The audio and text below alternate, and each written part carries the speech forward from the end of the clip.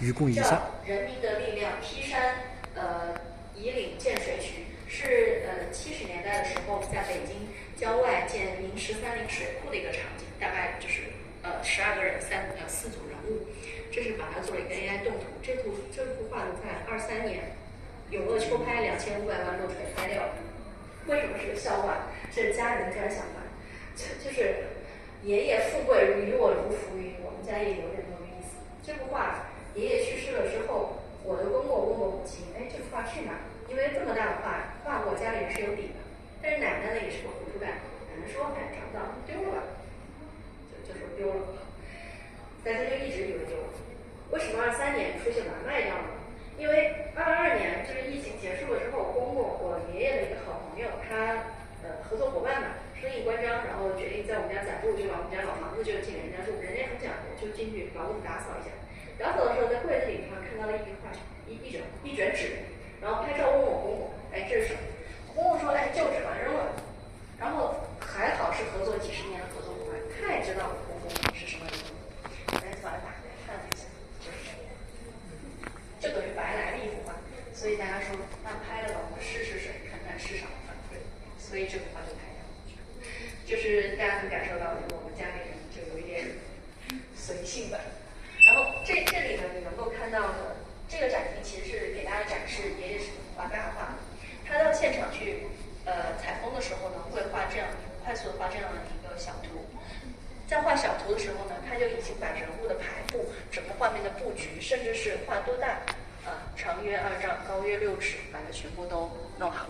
然后回到了自己的画室里面呢，就会开始创作，把单个的人物拿出来创作，然后会请到相应的模特去来做模特，这样表现定稿了之后呢，再把它合往一起去做一个合成。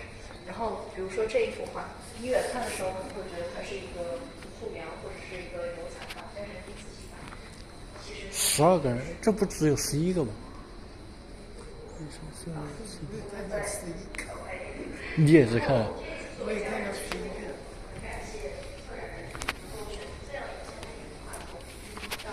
因为大家所知道讲到的现在这个画人，其实他也画过山水小品，还是我说的这句话，就是有这个画都很讨喜，受到大家喜欢，都让他更加的扬名立万的作品，但是他选择了另外一个。然后那边的一个叫画剧人，都是他在一些写生，然后你们看到虽然那些画很小，但是它的细节已经很详细了，它的布局我可以也很清楚，就是其实他当时是有这种做成大图，但是因为是所以都没有出现。这个部分第三个展厅的第3个部分呢叫往还古今。其实一开始我也跟大家讲过，就是爷爷为什么会走上历史人物画的创作的道路，最早是因为1952年的时候，苏联那边要决定开一个世界科学家会，然后想征集全球所有的对历史进步有贡献的科学家的肖像，但是在中国怎么可能有这种水墨画留存下来？而且更何谈以前的水墨画跟画画也不像。所以这个时候，龚若若先生他当时时任中科院的院长，他就写信去请示周总，周总就批复了几个字：画历史人物画招财招福。所以最早爷爷他开始画这个历史人物画是一个正式的。最早第一个画像对象呢就是李时珍，然后他画这个对象的时候怎么去创作的？其实是先去了解人物的经历，了解他的作品，然后去想象这样的人到了当今他会是一个什么样的形象，然后在这个形象逐渐具化的过程当中，他先去做了一个李时珍的雕像，雕像做完了之后，他才开始作画。然后后续呢，他又陆续的收到了，比如说中国革命历史博物馆呐、中科院呐一些订单。但是在文革之后，他又捡起了历史人物画，为什么？就是我说的，因为他认为是这些中国的优秀的历史人物塑造了我们共同的文明，我们的 DNA， 我们的审美，我们的道德观。他希望在经过了文化浩劫之后，能够通过把这些人展示给大家，从而来激发后人从这些人身上汲取精神力量，继续开拓前行。不要忘了我们民族的根本。所以画还是回到刚才我说的，爷爷是一个伟大的画家，不是因为他的技艺的高超，是因为他有无与伦比强大的社会责任感、社会的良心吧。然后这两幅呢，这幅是大家比较知道杜甫很忙的草图，他在画草图就是在画最后的定稿之前，他自己先打了一个草稿，然后呢再画了这个眼前的这一幅。眼前的这一幅画，因为我不是美术专业的，我也只能很简单的来带大家欣赏一下。大家记不记得，就是我们在最开始讲蒋兆和先生是怎么探索出、怎么落实到把中画和西画结合起来？其实它是一个例子，因为它的这个留白，它的那个肉的部分更少。我们再来复习一下。就首先，要解决人物画画很像，首先你比例要不当，对吧？所以他就把这个白描勾勒人物外形的方式，就和结构素描结合在一起，对吧？所以它就是像结构素描要准确的反映人物的真实的比例，但是呢，所用的这个线的笔触又完完全全是中国水墨产品成功笔迹。那他怎么样去表现明暗呢？借鉴了明暗素描，要表现明暗素描这种光影关系呢，就用到了一个是在笔法上面的笔断而意连，比如说你看他的这个右侧的眼睛下面那块，其实它有笔墨是断掉的，对吧？笔影断了，所以你能知道光是从这边来的。因为到了晚年，他就是不需要那么的写实了，对吧？因为早期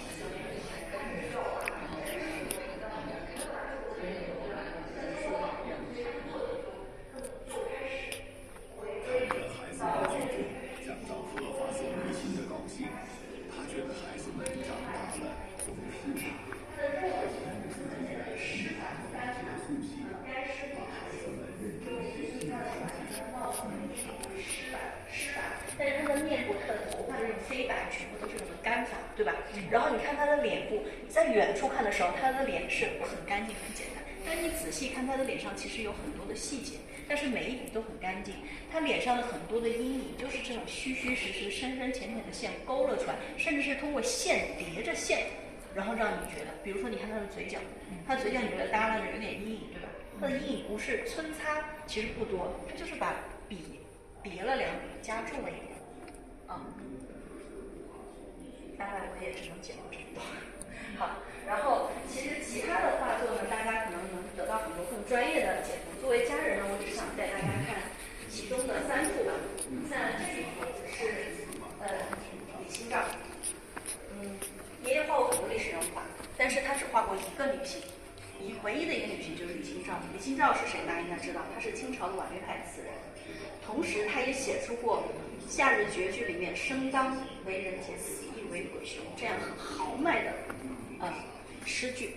所以他就然后大家看这个上面提拔不重要，看这里“枭雄留赏”，奶奶叫枭雄，对吧？这一幅画我们认为是爷爷给奶奶的一个情书。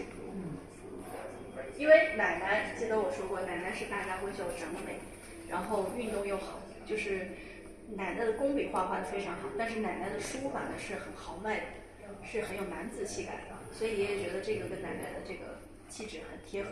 但是为什么不是肖像画呢？因为在爷爷奶奶结婚的时候，爷爷其实给奶奶画了一幅肖像画，但是在文革的时候，奶奶比较胆小，就自己亲手把这幅画烧掉了。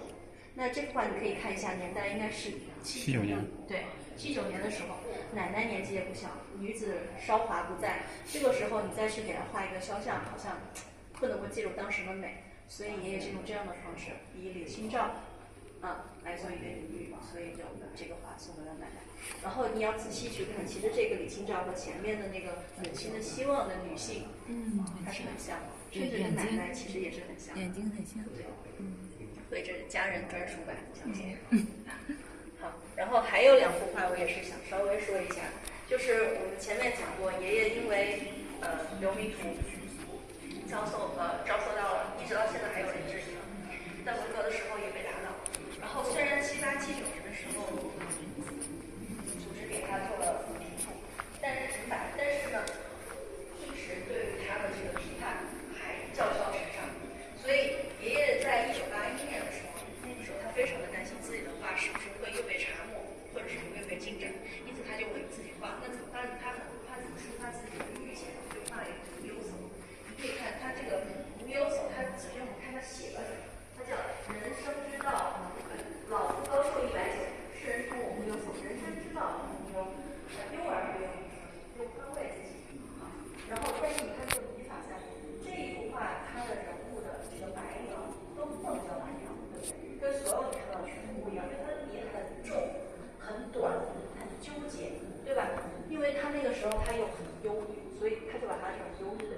放到这里。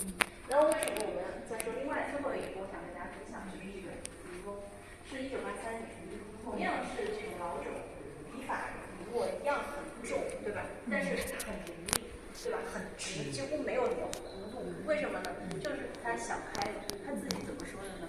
就是浮云流水无筋骨，内省不究心自宽。就是他终于想通了，无所谓了。就也是我们现在家人的态度，就是我的作品，爷爷的作品就是他人品，他的正视立场，他的思想最好的证明。内省不究，所以心宽。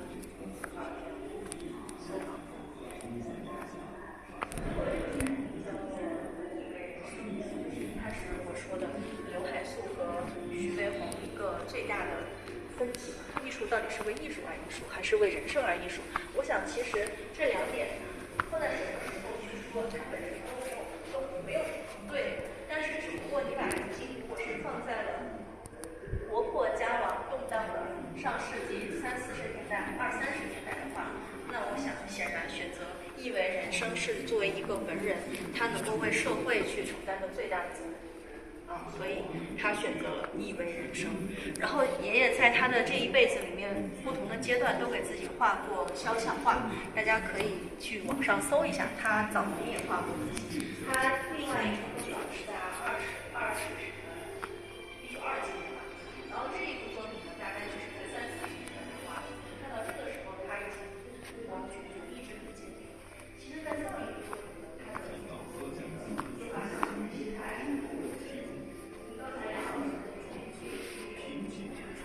其实那个时候他还没有找到自己的明确找自己的艺术方向，而在这个阶段他已经很清楚了所以这个时候1915年4月的一天，包括他的以前第一章这里历史则升天，水入海可翻天覆地，腾降自如是吞吐大荒烟。就那个时候他是一种心怀气象万千，是这样一个状态。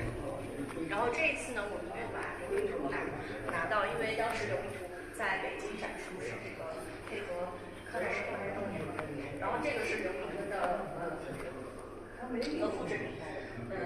这里可以再讲一点，就是很玄的东西，说不清楚。我以前从来不信，这个我公公，我以前从来不信。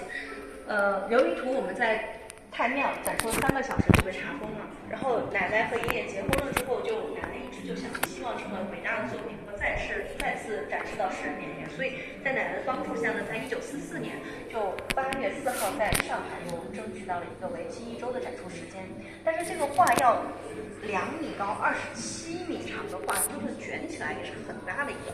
你当时怎么样顶着白色恐怖，在日本人眼皮底下把这么反动的作品从北京运到上海呢？奶奶是很聪明的，奶奶虽然胆子小，缺乏小市民的智慧，但是在艺术方面她是很有想法的。她当时就让爷爷跟他们2个人连夜把这个画脱裱了，用那个一个人蘸湿的那个毛巾把画蘸湿，奶奶就在那里把它剖一点点的剖开，然后把这个画脱裱了之后叠吧，放在了当时的行李箱那个大衣柜子里，被衣服压着。然后这样子运到上海，再重新装裱，然后再展出的。因为这个画被脱裱过一次，所以这为什么他拿回来了之后会残破的这么厉害？他怎么找到的呢？这个画在1944年8月4号展出了之后，展出了7天，就被日本人一个日本邮储银行的行长以借画欣赏的名义要走。当后来要走了之后，这个行长他很快就变成了日本宪兵队的队长，所以他是一个什么身份就知道这个画被要走了之后，就石沉大海，下落不明。因为不知道这个画去哪了，谁认为后来他们去找到银行说这人没有，因为没这人，因为这人去了宪兵队，所以大家也不知道这个作品最后怎么样了。爷爷当时就跟丢了魂一样，你可以想象一下，他日面对苦难，抵着那么大的压力，把他最后所有的控诉、所有的情感、所有的思想放到了这样的一部剧作里，然后他没有。生死不明，就是如果我知道它被烧掉了是一种心境，下落不明又是另外一种心境。所以爷爷回了北京之后，有很长一段时间不画画了。他决定他要回四川挖煤，因为他不画画了，就家里断了来源，生计来源。但是我说了，奶奶是最支持他、最理解他的。奶奶就说不行，奶奶因为那个时候还很快就有孩子了。好，然后呢，等到了1952年的时候。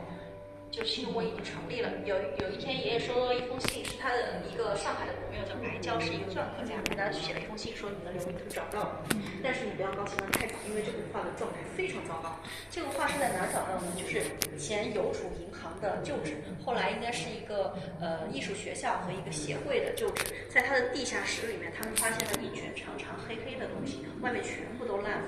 也好在这个画足够的长，所以剩下的只有这么叫做12年，前半部分永久没有。但是为什么我们还能知道前半段长什么样呢？也是因为得益于最早爷爷在照相馆工作过嘛，所以他当时在这个画展出之前，就请他的一个好朋友，也是一个姓蒋的一个摄影师，帮他拍了玻璃底片，留了50版印刷的留下来。然后这个玻璃底片现在在国博。所以我们才能知道这个画长什么样。然后说到这个姓蒋的，这个摄影师再讲一个限定版，既然限定版，我说爷爷有一点幸运在身上。然后1940年的时候，北京发生了一个颐和园事件，是什么呢？就是1940年，颐和园它有一个昆明湖很大，就突然有一天，就是爷爷跟他的几个好朋友，一共5个人划船去颐和园上划船，然后突然刮了大风，船翻了。就明明是一个湖，结果风浪大到能把坐了5个人的船给颠覆了。然后这一船人3个死了，只剩2个人，一个是他，一个是这个姓蒋的摄影师。所以当时就震动北京，就是大概就是颐和园什么复船双桨紧簇，蒋也同划桨的蒋嘛，所以爷爷是有点运气在身上。好，我再来说我们家有点悬的地方。1953年是爷爷大喜大悲的一年。1953年的时候呢，他白娇因为这个画找到的时候状态实在太差，所以白娇在上海托人把这个画又稍微重新装备了一下，历时了大概半年，然后把它送回了北京。那刘铭图回来了，一大喜事。第二大喜事就是我的爷爷出生，我的公公出生了。我公公，然后巧在什么地方呢？我的公公是1953年的9月7号出生的。白娇给他说你的信找到了的时间是1952年的9月7号。好，然后这个东西到这儿，作为一个媳妇，我觉得就听一下，跟我没什么关系。悬在什么时候呢？1944年8月4号的刘铭图，它是第2次在上海正式展出。我的女儿是去年2024年8月4号出生的。而且我闺女是自己就毫无征兆，突然就破神，就等于她自己选的日数，就很悬，所以一下子就觉得好像我有义务为爷爷多做一点事情，为女儿留一点故事。那这边为什么不给他上个色呢？上个色好看一点。它真实啊，它真实，就像我们的画破了我们的图一样。然后这边是一些刘铭图当时的一些线稿，能看到白描。你也能理解，从这个角度你能理解白描和结构素描和线条的关系，对吧？就是因为爷爷有前面10年中国书法的浸润，然后又有8年自己钻研素描的基础，所以他才能自然而然地走到今天，才能够成为这个能够开创中国水墨画一种新风格的一个人物。然后除此之外，在新中国成立以后，或者文革以后，其实日子变好了，大家他大可还是那句话，他大可以去画一些讨喜卖价钱的作品出来，但是他干什么呢？他在研究怎么把他这一套画法传承下去，所以才有了现在徐江体系。徐江体系为什么是体系？是因为他真正的写出了教案。刚才梁老师也说过，就是现在的8大学院他们的水墨这个国画系沿用的这个教材，在水墨画这一块沿用的教材仍然是爷爷创作的。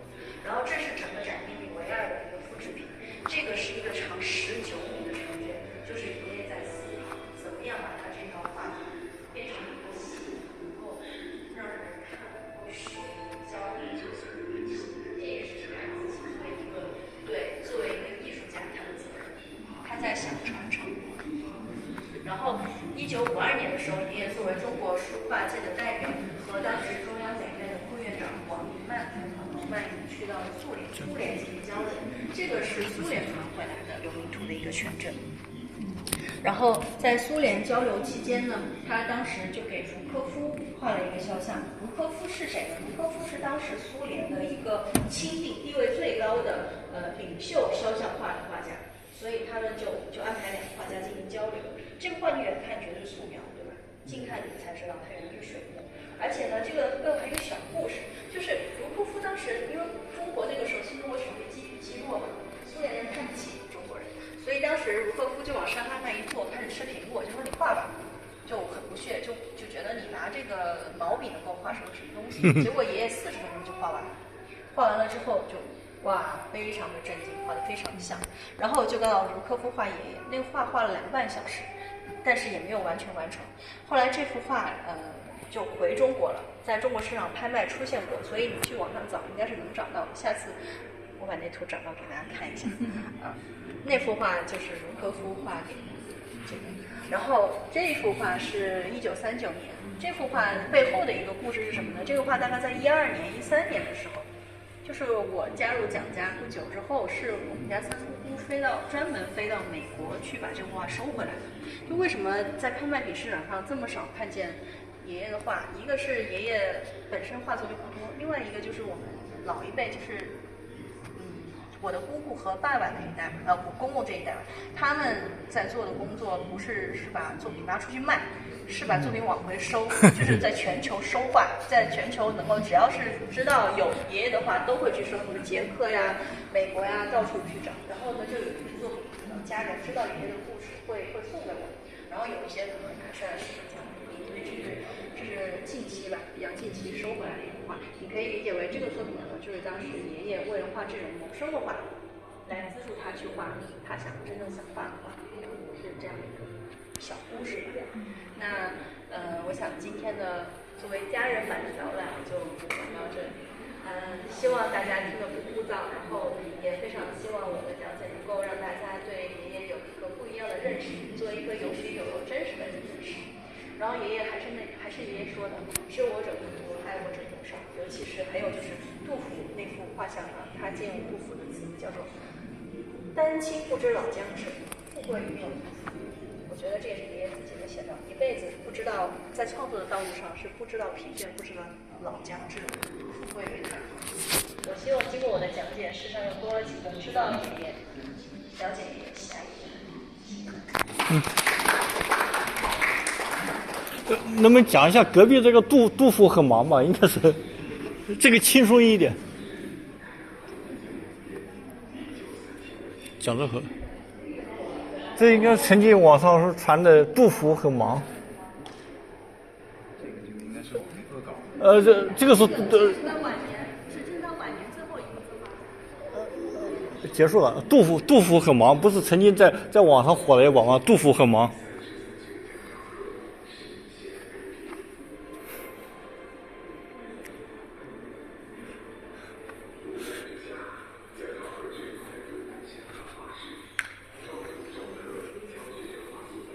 哇，这上老头多少岁啊？字画83年，蒋浙河，04年70几了，还在抽烟。杜甫很忙。